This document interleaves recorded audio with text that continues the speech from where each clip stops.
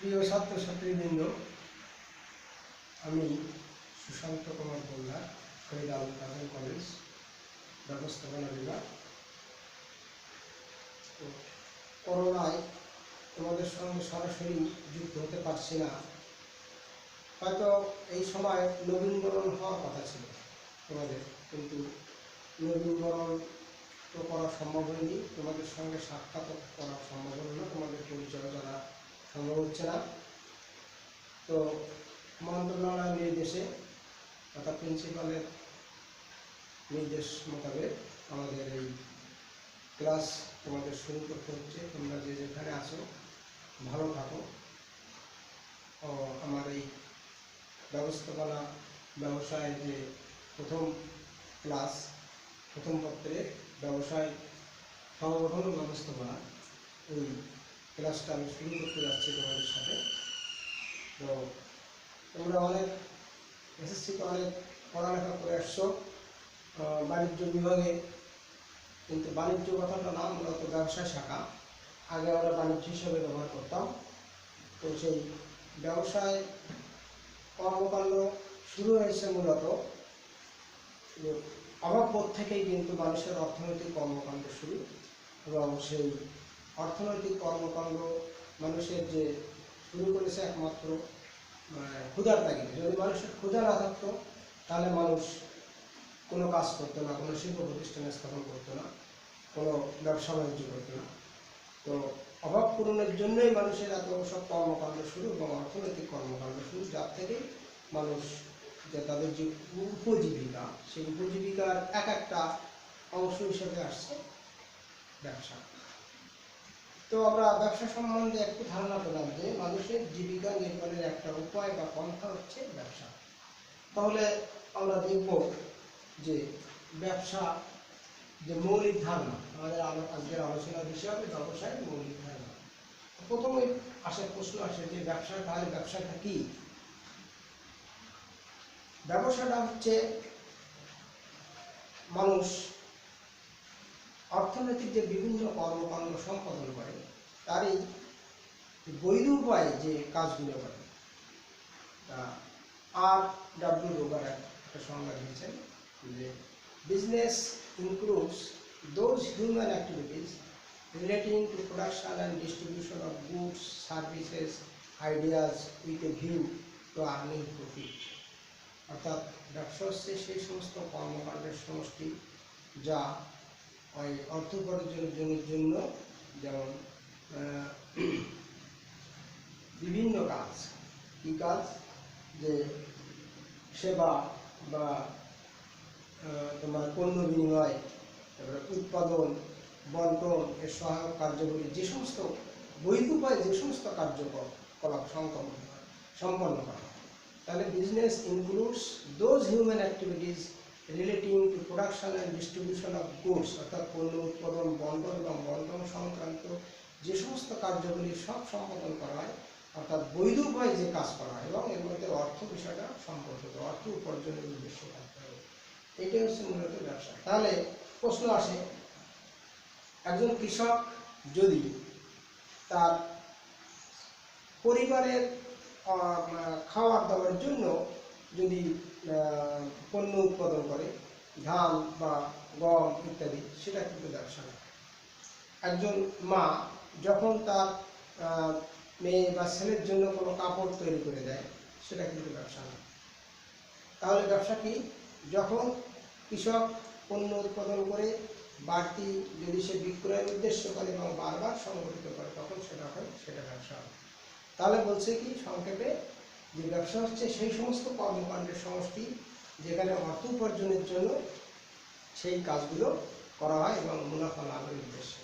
তাহলে আমরা মোটামুটি ব্যবসা কি আমরা বুঝলাম, যে মুনাফা অর্জনের উদ্দেশ্যে বৈধ উপায়, বৈধ কথাটা থাকবে এবং মুনাফা অর্জনের উদ্দেশ্য হতে হবে। তাহলে বৈধ উপায় যে সমস্ত কার্যাবলী সম্পাদন করা হয় অর্থ উপার্জনের উদ্দেশ্যে, সেটি হচ্ছে ব্যবসা।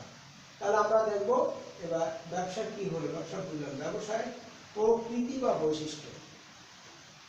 এই ব্যবসায়ের প্রকৃতি বা বৈশিষ্ট্য থেকে অনেক প্রশ্ন হয়, 2 নম্বরের প্রশ্ন। তো আমরা সেই জন্য ব্যবসায়ের প্রকৃতিগুলো আমরা সব দেখে নেব। পর্যায়ক্রমে সব দেখব। কি প্রথমত যে ব্যবসার যে বৈশিষ্ট্য সেগুলো দেখলে দোষে গুণে সব কিছু মিলে হচ্ছে বৈশিষ্ট্য হয়। তো মুনাফা ব্যবসার বৈশিষ্ট্য ভাঙলে বা খুঁজে দেখতে হবে যে মুনাফা অর্জনের উদ্দেশ্য। প্রথম যে পয়েন্টটা আছে সেটা হচ্ছে মুনাফা অর্জনের উদ্দেশ্য ব্যবসার। আর অন্যতম প্রধান বৈশিষ্ট্য যে এর মধ্যে মুনাফা অর্জনের উদ্দেশ্য থাকতে হবে। মুনাফাটা কি সেটা বাংলা আমরা বলবো যে অর্থ যা বিনিয়োগ করা হয় এবং যেটা আমার বিক্রয় করে যা পাবো এর থেকে আমার খরচ বাদ দিলে যা পাওয়া যাবে সেইটা হচ্ছে মুনাফা। সংক্ষেপে আর একবার বলি যে মুনাফা হচ্ছে যে অর্থ আমি বিনিয়োগ করব এবং বিক্রয় করব, তাহলে বিক্রয় মূল্য এবং বিনিয়োগকৃত যে অর্থ এই দুটোর পার্থক্য থেকে যে বাড়তি অংশ আসবে সেইটি হচ্ছে মুনাফা। অতএব এই মুনাফা অর্জনের উদ্দেশ্যেই এই কাজ সম্পন্ন হয় বা মুনাফা অর্জনের উদ্দেশ্য যদি থাকে কোনো কাজের মধ্যে তাহলে সেটাকে বলা হয় ব্যবসা। তো ঝুঁকি এবং অনিশ্চয়তা, ঝুঁকি রিস্ক এবং আনসার্টেনিটি, অর্থাৎ ঝুঁকি কি ব্যবসায় বিনিয়োগ করলে অবশ্যই সেখানে ঝুঁকি থাকতে হবে, অর্থাৎ ঝুঁকি না থাকলে সেখানে কোনো সম্ভব হবে না। ঝুঁকি অবশ্যই থাকবে, ঝুঁকি না হলে ব্যবসা হবে না। অর্থাৎ ঝুঁকি বলতে আমরা একটু বুঝি, ঝুঁকি আসছে এখানে অর্থনৈতিক ঝুঁকি, অর্থাৎ ব্যবসায় অর্থ বিনিয়োগ করলে ওই অর্থটা আমার অর্থের ক্ষতি হতে পারে বা অর্থ আমার পুরোটাই লোকসান হতে পারে। এখানে আমরা অনেক হয়তো ভাবতে পারি ঝুঁকি তো অনেক ধরনের আছে, যেমন কেউ ব্যবসা করতেছে সে জায়গায় শরীরে অর্থাৎ মানুষের দুর্ঘটনা ঘটতে পারে, সেটাও ঝুঁকি। কিন্তু এখানে ব্যবসায়ের ক্ষেত্রে অর্থনৈতিক ঝুঁকির কথা বেশি বলা হয়েছে, বেশি ধরা হয়েছে। অর্থাৎ অর্থ বিনিয়োগ করলে ওই অর্থ আমি ফেরত পাইতেও পারি নাও পারি। এই জন্য বলা হয়েছে ঝুঁকি এবং অনিশ্চয়তা। লাভ অনিশ্চয়তা বলতে এখানে মুনাফা অর্জিত হতেও পারে, মুনাফা অর্জিত নাও হতে পারে। আমার কাজ এখানে ঝুঁকি বা অনিশ্চয়তা, এই ব্যবসায়ের মধ্যে এরা অন্যতম বৈশিষ্ট্য যে ঝুঁকি বা অনিশ্চয়তা। তাহলে অর্থ বিনিয়োগ করে যদি অর্থের ক্ষতি হওয়ার সম্ভাবনা থাকে এবং অর্থটাকে ফেরত না পাওয়ার সম্ভাবনা থাকে, এমন অবস্থা যদি সৃষ্টি হয় তখন তাকে বলা হয় ঝুঁকি, তখন তাকে ঝুঁকি বা অনিশ্চয়তা বলে ধরে নেওয়া হয়। ব্যবসায়ের আর একটা বৈশিষ্ট্য হচ্ছে লেনদেনের পৌনঃপুনিকতা। ছাত্রছাত্রীরা তোমরা যদি ক্লাসটা ফলো করো দেখবা পৌনঃপুনিকতা বলতে বোঝা যায়, পৌনঃপুনিক বলতে আমরা যখন অঙ্ক কষেছি নবম দশম শ্রেণী বা বিভিন্ন শ্রেণীতে, সেখানে দেখা গেছে কি যে যখন একটা সংখ্যা দিয়ে আর একটা সংখ্যাকে ভাগ করা একটা দশমিকের পরে বারবার একই সংখ্যা আসতে থাকে, সেইখানে পৌনঃপুনিকতা সংখ্যাটা ব্যবহার করা হয়। অর্থাৎ এখানে পৌনঃপুনিকতা বলতে লেনদেনের পৌনঃপুনিকতা বলতে বোঝানো হয়েছে যে লেনদেনটা পুনঃ সংঘটিত, অর্থাৎ বারবার হতে থাকে। একজন যে কোনো ধরনের একজন ব্যবসায়ী, একজন ধান্য ব্যবসায়ী বা যে ধানের ব্যবসা করে বা যে চাউলের ব্যবসা করে, সে যদি একবার এনে বিক্রয়ের পর আর না করে তাহলে সেটাকে ব্যবসা বলা হবে না। যদি সে একবার আনার পরে বিক্রয় করে আবার সেটা আনে এবং বিক্রয় করে আবার আনে, অর্থাৎ এটা যদি কন্টিনিউ চলতে থাকে তখন এটাকে বলা হবে লেনদেনের পৌনঃপুনিকতা। অর্থাৎ ব্যবসায়ের এই কাজটা পুনঃ সংঘটিত, অর্থাৎ বারবার সংঘটিত হতে হবে। একবার সংঘটিত হলে সেটাকে আমরা ব্যবসা করবো না। এই পৌনঃপুনিকতা বুঝলে। আইনগত বৈধতা, ব্যবসায়ের আইনগত বৈধতা বলতে বলেছে যে দেশের মধ্যে যে আইন আছে সেই আইনটা অবশ্যই সমস্ত ব্যবসায়ীদেরকে মেনে চলতে হবে। যে ব্যবসা সম্পাদন করা হবে এতে যদি আইন না থাকে, অর্থাৎ আইনগত এমন কোনো ব্যবসা করা যাবে না যা বিধিসম্মত নয়। অর্থাৎ একজন চোরাচালানি কারবারি বা অবৈধভাবে ভারত থেকে কোনো সম্পদ পাচার করে এনে সে বিক্রয় করে, তখন সেটা কিন্তু ব্যবসা না। বৈধ উপায়, অর্থাৎ সরকারি কোনো আমদানি রপ্তানি ব্যবসা করতে গেলে তাকে সরকারের অনুমতি নিতে হবে, অনুমতিপত্র নিয়ে তারপরে সেই ধরনের ব্যবসা বাণিজ্য করতে হবে। আইনগত বৈধতা, অর্থাৎ যে ব্যবসায় আইনের বাধ্যবাধকতা পালন করে সম্পন্ন করা হয়, অর্থাৎ আইন মেনে চলেও সেটা হচ্ছে আইনগত বৈধতা। যেমন আরও আছে আইনগত বৈধতা বলতে বোঝাচ্ছে যে শিশু শ্রম নিষিদ্ধ আছে আমাদের এখানে, তাহলে সেই শিশু শ্রমকে এখানে নিয়োগ করা যাবে না। অতএব আইন, এই আইনটা মেনে চলতে হবে, তখন সেটাকে বলা হচ্ছে আইনগত বৈধতা। স্বাধীন পেশা ও বৃত্তি, ব্যবসায় আর একটা বৈশিষ্ট্য হচ্ছে স্বাধীন পেশা ও বৃত্তি। ব্যবসায়ের ক্ষেত্রে যে ব্যবসা করে তা এটাকে স্বাধীন পেশা বলা হয়েছে, কারণ সে ইচ্ছা করলে ব্যবসাটা বন্ধ করতে পারে, আবার ইচ্ছা করলে সে ব্যবসাটা চালিয়ে যেতে পারে, এক্ষেত্রে তার কোনো বাধ্যবাধকতা থাকে না। এই জন্য বলা হয়েছে স্বাধীন পেশা। ব্যবসা হচ্ছে স্বাধীন পেশা।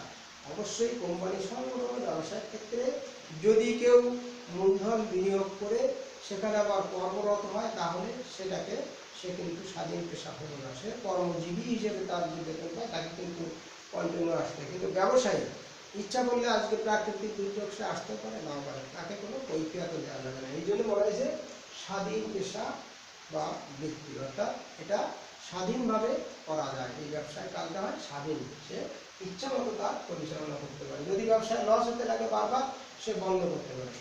এই জন্য করা হয়েছে স্বাধীন পেশা বা বৃত্তি। উপযোগ, 6 নম্বর হচ্ছে উপযোগ ও সম্পদ সৃষ্টি। ব্যবসায়ের আর একটা বৈশিষ্ট্য হচ্ছে উপযোগ ও সম্পদ সৃষ্টি। উপযোগ কি? কোনো জিনিসের মানুষের যে উপকার করার যে ক্ষমতা তার ভিতর আছে, এটিকে বলা হয় উপযোগ। অর্থাৎ পণ্যের কোনো উপকার করার ক্ষমতাকে বলা হয় উপযোগ। আর সম্পদ সৃষ্টি তাহলে উপযোগ। ব্যবসা পণ্যের রূপগত পরিবর্তন এনে কি করে? মানুষের উপযোগী করে তোলে। যেমন আমি এই যে শার্টটা এখানে পরেছি, এই শার্টটা একসময় তো আমার পরার উপযোগী ছিল না, এটা তুলা ছিল বা সুতা ছিল, তারপরে এটা কাপড় হয়েছে। কাপড় হওয়ার পরে দর্জিদার এটাকে বা গার্মেন্টস শিল্প এটাকে কেটে আমার সাইজের মাপ নিয়ে করে দিয়েছে, তারপর আমি এটা গায়ে দেয় উপযোগী করেছি। তাহলে উপযোগ বলতে পণ্যের উপকার করার ক্ষমতাকে বলা হয়েছে উপযোগ। এবং সম্পদ সৃষ্টি বলতে বোঝা হয়েছে যে ব্যবসা করতে করতে মানুষের যে মুনাফা হয়, মুনাফা থেকে সে সম্পদ সৃষ্টি। ব্যবসার অন্যতম বৈশিষ্ট্য হচ্ছে উপযোগী মানুষের উপকার করার মতো সম্পদ বা পণ্য প্রস্তুত করা এবং এটা বিক্রয় করে মুনাফা অর্জন করে সম্পদ সৃষ্টি করে। এক একজন ব্যবসায়ী যে কায়দা হোক, তারা কিন্তু সম্পদ সৃষ্টি করে। অর্থাৎ এই যে ব্যাংক বা বিভিন্ন ধরনের অর্থনৈতিক প্রতিষ্ঠান, এখান থেকে আমরা অর্থ পাই। আমরা যেখানে আসি যেভাবে হোক সম্পদ জোগাড় করে এই ব্যবসায় বিনিয়োগ করি। এই জন্য ব্যবসায়ের অন্যতম কাজ হচ্ছে উপযোগ ও সম্পদ সৃষ্টি। তাহলে ছাত্রছাত্রীরা তোমরা নিশ্চয় বুঝছো উপযোগ ও সম্পদ সৃষ্টি কি? পুঁজি সংস্থান। ব্যবসায়ের আর একটা কাজ হচ্ছে বা ব্যবসায়ের অন্যতম বৈশিষ্ট্য হচ্ছে যে পুঁজি সংস্থান একে করতেই হয়। অর্থাৎ ব্যবসায়ী নিজের তহবিল থেকে হোক, অন্যের তহবিল থেকে হোক, সে কিন্তু পুঁজির সংস্থান তাকে করতে হয়। পুঁজি যদি সে সংস্থান না করে, তাহলে ব্যবসায়ের ক্ষেত্রে মূলধন বা পুঁজি জোগাড় করেই তাকে ব্যবসা। সাথে তোমরা এটা বুঝবা, তো ব্যাখ্যা দেওয়ার একটা দরকার নেই। পুঁজি সংস্থান। বিক্রয়ের অভিপ্রায়। ব্যবসায়ের অন্যতম বৈশিষ্ট্য হচ্ছে যে সম্পদ আমি উৎপাদন করব বা আমি আমদানি করে বিক্রয়ের আমার অভিপ্রায় থাকতে হবে, অর্থাৎ ওইটা বিক্রয় করে আমার মুনাফা অর্জনের মানসিকতা থাকতে হবে, অর্থাৎ বিক্রয় এর অভিপ্রায় আমাকে থাকতে হবে। নাম্বার 9 হচ্ছে আর্থিক মূল্যে লেনদেন। ব্যবসার অন্যতম বৈশিষ্ট্য হচ্ছে অবশ্যই এদের মধ্যে আর্থিক লেনদেন। শুধু এক সময় কি ছিল? প্রথম অবস্থায় মানুষ যখন সভ্য হয়ে ওঠেনি, তখন কি ছিল? যে পণ্যের বিনিময়ে পণ্য তার প্রয়োজন হতো।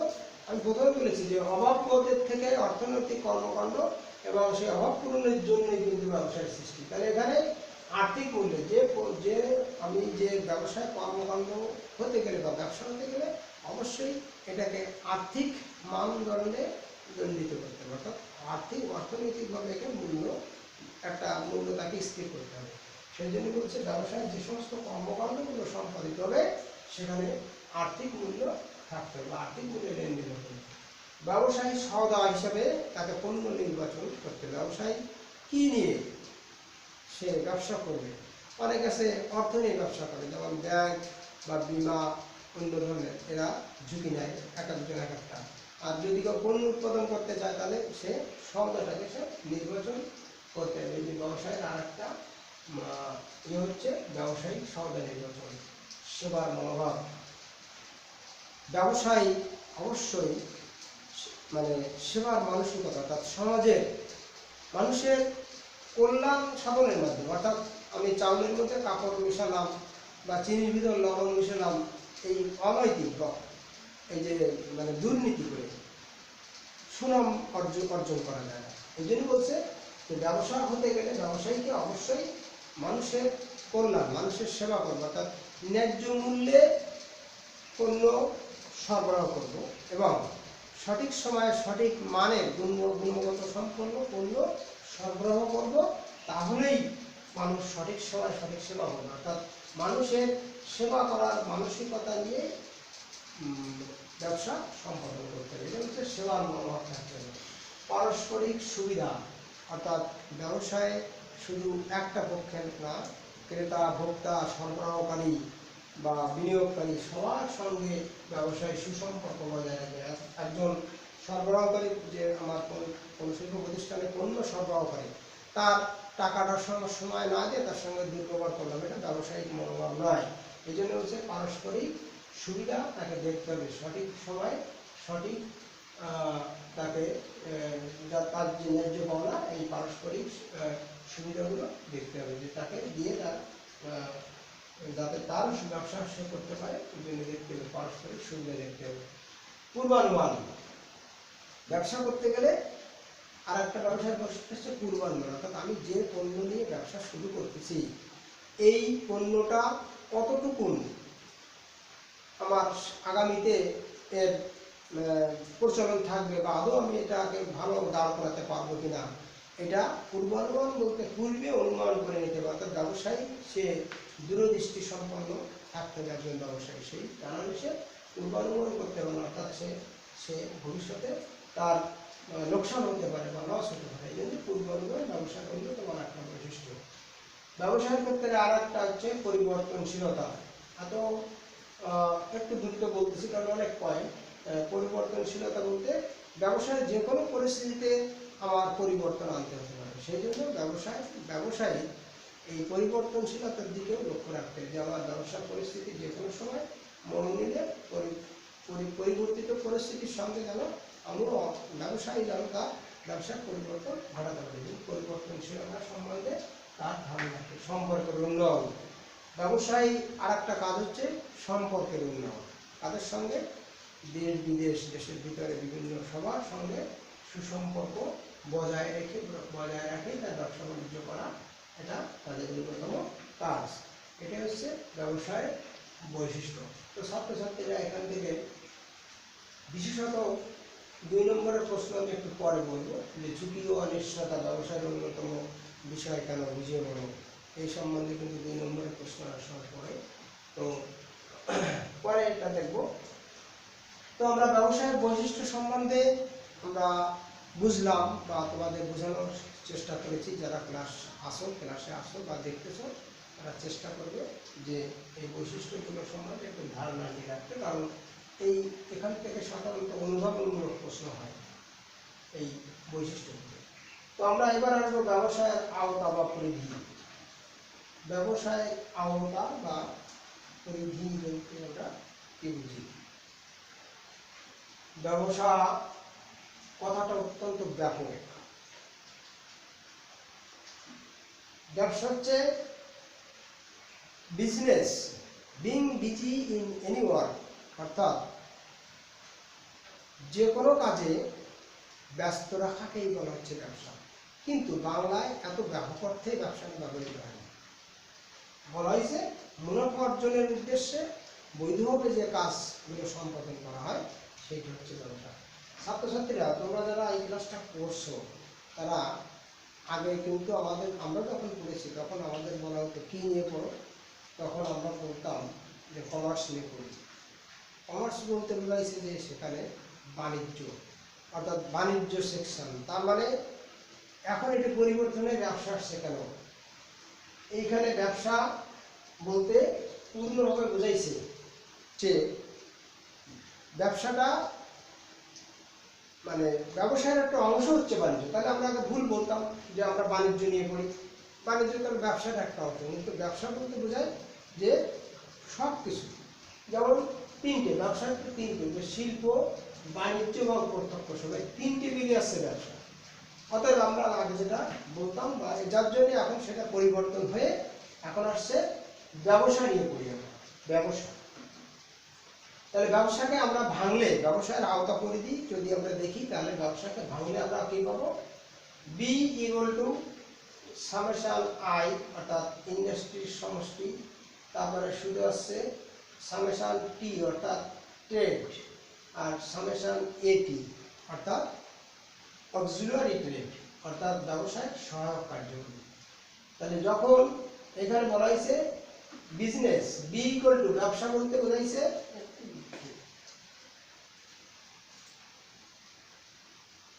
বি সমান বলা হয়েছে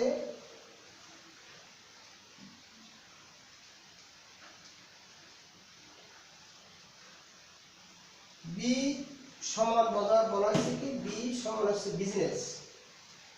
এই ব্যবসা বি সমান সমান বিজনেস। তারপরে বলা হয়েছে ব্যবসার আওতায় যখন বি ইকুয়াল টু, এইখানে লিখেছি আমি আগে যাতে তোমার সবার সুবিধা হয়, B equal to summation I, summation এখানে বি ইকুয়াল টু বিজনেস লেখা আছে, আর সামেশন ই সমান সমান হচ্ছে সামেশন, এখানে ই সমান বলা হয়েছে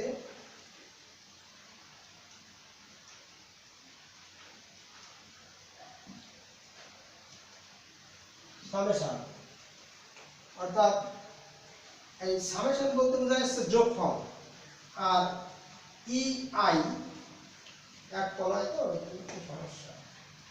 সামেশন আই সমান হচ্ছে industry,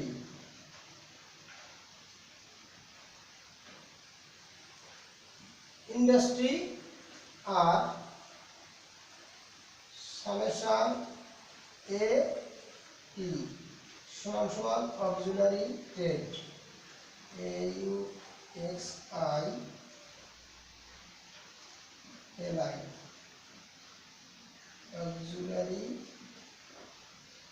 auxiliaries to trade, T R A D E. এখানে না লিখলে ভালো বোঝা যাবে না। অর্থাৎ বি ইকুয়াল টু বিজনেস, আর এই সামেশন বলা হয়েছে যোগফল, আর ই আই সমান সমান ইন্ডাস্ট্রির সমষ্টি, আর ই এ টি অক্সিলারিজ টু ট্রেড অর্থাৎ ব্যবসায়ের সহায়ক কার্যাবলী। তো ব্যবসায়ের সহায়ক কার্যাবলী, তাহলে বিজনেস বলতে বিজনেসটাকে, ব্যবসাটাকে ভাঙলে আমরা কি কি পেলাম, ব্যবসাটাকে ভাঙলে পাইছি এই যে সামেশন, সামেশন অর্থাৎ সামেশন আই বলতে ইন্ডাস্ট্রির সমষ্টি অর্থাৎ শিল্পের সমষ্টি, তারপরে এটাকে বলা হয়েছে এই সামেশন, আর এই যে ই এ টি অর্থাৎ অক্সিলারিজ টু ট্রেড অর্থাৎ ব্যবসায়ের সহায়ক কার্যাবলী। এই সবগুলো হচ্ছে মিলে, এই তিনটে জিনিস মিলে হচ্ছে ব্যবসা। তাহলে ব্যবসায়ের আওতা পরিধিকে আমরা প্রথম বললাম কি শিল্প অর্থাৎ ই ইন্ডাস্ট্রি, তারপর বলা হয়েছে যে এর যোগফল বা সামেশন, আর ই এটি অক্সিলারি ট্রেড। তাহলে শিল্প, ব্যবসাকে ভাঙলে পাবো কি, শিল্প, বাণিজ্য এবং প্রত্যক্ষ সেবা। এই ব্যবসাকে ভাঙলে পাবো শিল্প, বাণিজ্য এবং প্রত্যক্ষ সেবা। আর এর আওতায় আছে, অর্থাৎ শিল্পের আওতায় আছে কৃষি ও প্রজনন শিল্প, কৃষি শিল্প, প্রজনন শিল্প, নিষ্কাশন শিল্প, নির্মাণ শিল্প, প্রস্তুত ও সেবা পরিবেশক শিল্প। তো আমরা এই পর্যায়ে ব্যবসাকে ভাঙলে যে যা পাই, প্রথমে পাই আমরা সামেশন আই অর্থাৎ ইন্ডাস্ট্রির সমষ্টি। তাই শিল্পের সমষ্টি আমরা আগে করব, তারপরে করব বাণিজ্য, তারপরে প্রত্যক্ষ সেবা। তো শিল্প বলতে আমরা কি বুঝি, শিল্প হচ্ছে সেই সমস্ত কার্যাবলীর সমষ্টি যেখানে প্রকৃতি থেকে বা প্রাথমিক শিল্প থেকে প্রাপ্ত সম্পদের রূপগত যান্ত্রিক উপায়ে রূপগত পরিবর্তন এনে মানুষের ব্যবহার উপযোগী পণ্য তৈরি করা হয়। বাস্তবে সেটাকে বলা হয় শিল্প। আমি আরও একবার বলি, যারা ক্লাসে অনুসরণ করবে তাদের জানার সুবিধার্থে, যে শিল্প বলতে আমরা সেই সমস্ত কার্যের সমষ্টিকে বুঝাবো যেখানে প্রকৃতি থেকে প্রাপ্ত সম্পদ অথবা প্রাথমিক শিল্প থেকে প্রাপ্ত সম্পদের রূপগত পরিবর্তন এনে মানুষের ব্যবহার যান্ত্রিক উপায়ে মানুষের ব্যবহার উপযোগী পণ্য প্রস্তুতকরণকে বলা হয় শিল্প। তো এই শিল্পের শ্রেণীবিভাগ আমরা আছে। আর সাথে একটু বলে দেয় যে ব্যবসায়ের আওতায় এই বাণিজ্যটা কি as a trade, auxiliary trade আছে, শুধু ট্রেড নেই। ট্রেড সংক্ষেপে বলতেছি, তারপরে ব্যাখ্যাতে এগুলো দেওয়া হবে। ট্রেড হচ্ছে সেই সমস্ত কার্যের সমষ্টি যা পণ্য বিনিময় কাজে সহায়তা করে। পণ্যের বিনিময় কাজে সহায়তা করে। পণ্যের বিনিময় কাজ কি? অর্থাৎ উৎপাদিত পণ্য ভোগকারীর কাছে পৌঁছানোর জন্য যে শর্তগত বাধা আছে, সেই শর্তগত বাধাগুলো দূর করার জন্য যে কাজ করে, যেমন পণ্য পরিবহন, তারপরে ব্যাংক, বীমা, গুদামজাতকরণ, তারপরে হচ্ছে তোমার কি বলে ওটাকে প্রমিতকরণ বা পর্যায়িতকরণ ইত্যাদি ইত্যাদি যাবতীয় যা কিছু করা হয়, এর সব মিলে হচ্ছে এই বাণিজ্যই। আর এই অক্সিলারি ট্রেড হচ্ছে বাণিজ্যের মধ্যে, অর্থাৎ সাহায্যকারী ক্রিয়া। যেমন কোনো কাঁচামাল কেনা হয়েছে, যে সেটা পছন্দ হতে পারে। একজন ব্যবসায়ী পণ্য কিনলো, সে যদি সঠিক সময় যদি গুদামজাতকরণ করতে না পারে, তাহলে ফিরে রাখতে কিন্তু লস হয় বা তার লোকসান হতে পারে। এই কারণে তাকে গুদামজাতকরণ করতে হয়। তাহলে এটাও এই বাণিজ্যের আওতা।